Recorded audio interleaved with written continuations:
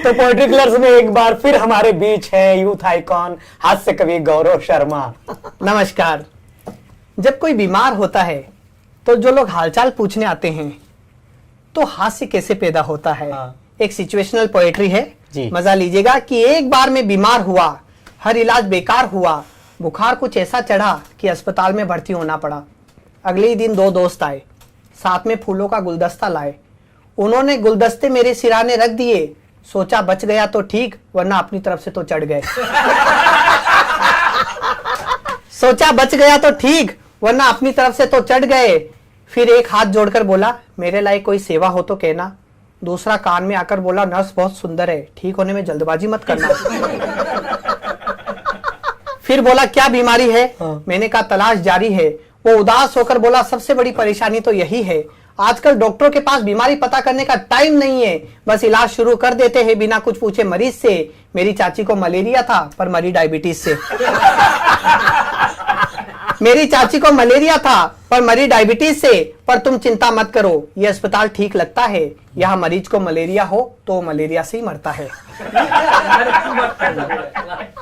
तभी एक दोस्त आया, आते ही चिल्लाया, ये क्या कर लिया, ये क्या कर लिया? मैंने कहा, कर लिया नहीं, हो गया।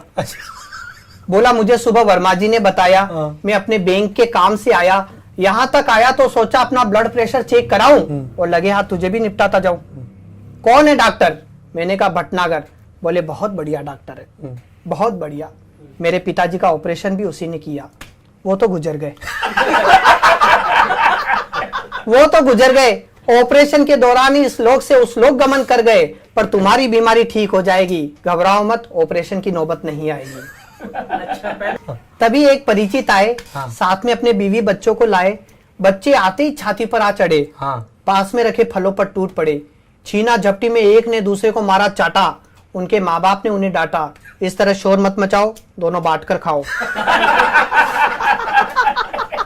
इस तरह शोर मत मचाओ, दोनों बांट कर खाओ। तू खा केले और बेटा तू ये अंगूर ले ले।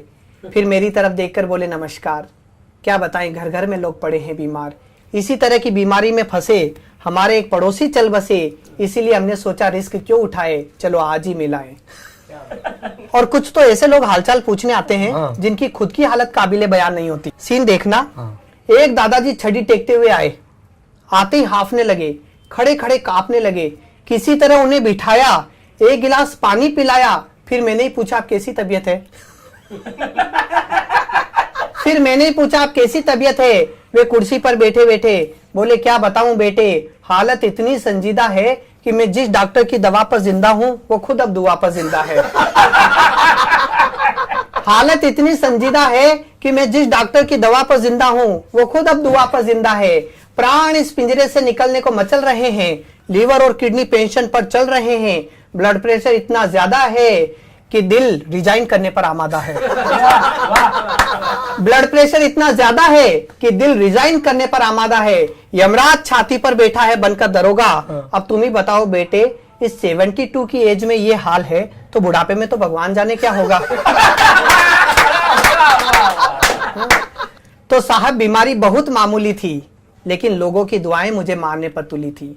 यदि इनमें से कोई नहीं आता तो मैं 2 दिन में ठीक हो जाता, लेकिन इनकी दुआओं का असर कुछ ऐसा रंग लाया कि मैं पूरे 1 महीने बाद ही अस्पताल से निकल पाया।